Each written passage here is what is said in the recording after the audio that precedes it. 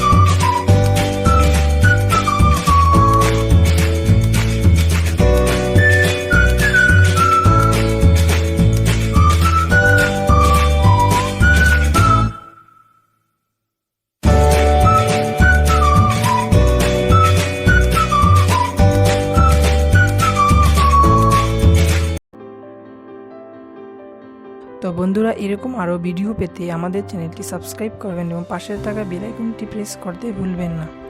ধন্যবাদ।